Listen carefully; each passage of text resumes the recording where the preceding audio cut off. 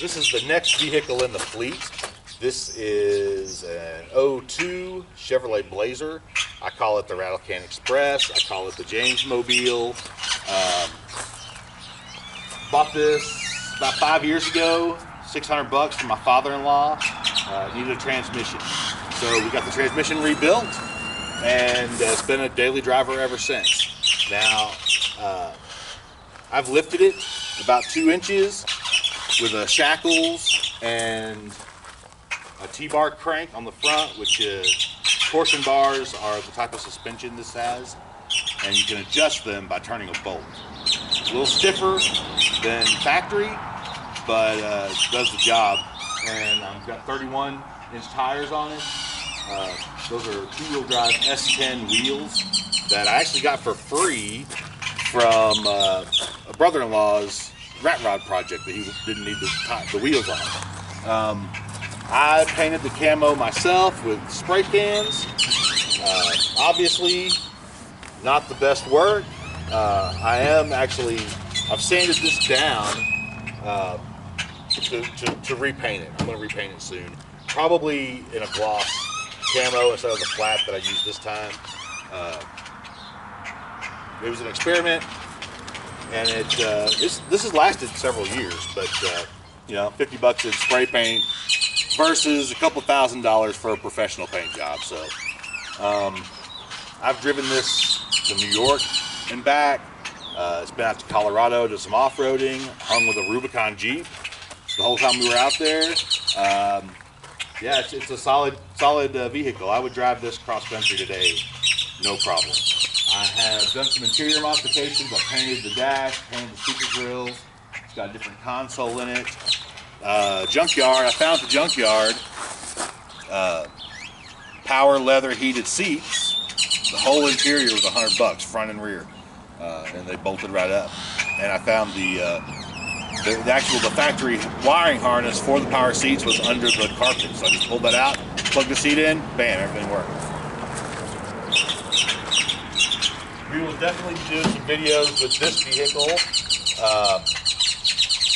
as I start to repaint it. I have converted the 4-wheel drive to a manual posi lock,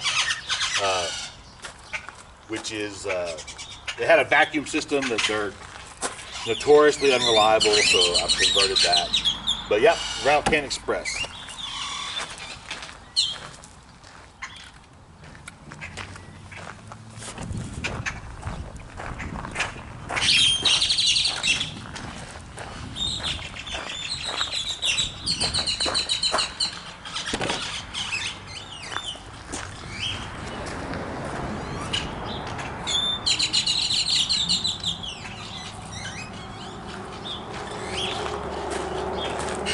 Now this is the newest vehicle in the fleet. This is a 2012 GMC Terrain.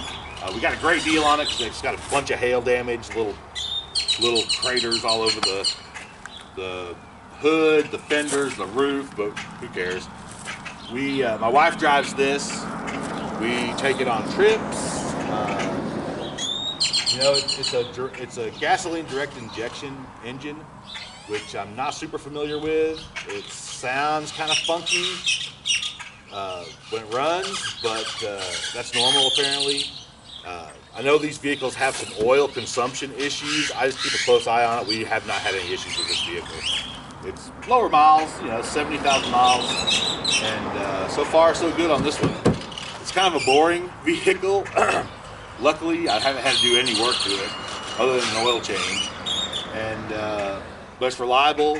It's got automatic start, heated seats, all the stuff my wife wanted, and she's happy with it. So if she's happy, I'm happy.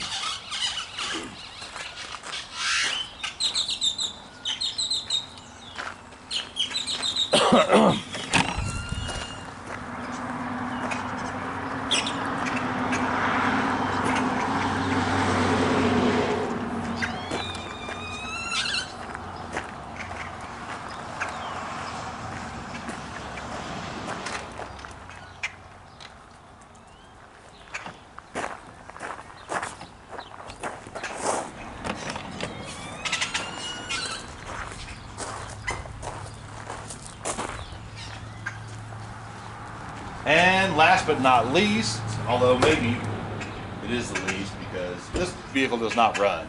This is an '02 Suburban that I bought for $500. Guy thinks the engine's blown. It started up and ran. Didn't run great, but it does run. Towed it back here from Shamrock, Texas. Basically, I bought this vehicle for parts.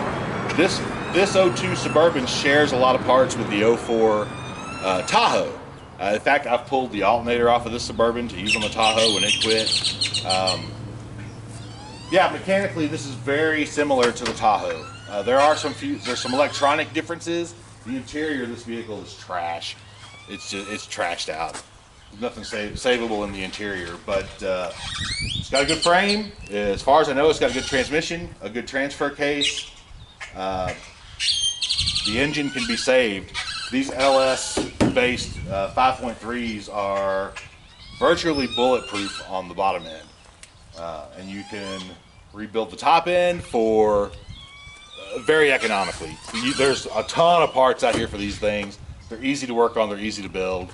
So this engine may go into another project. Not sure yet, but for $500.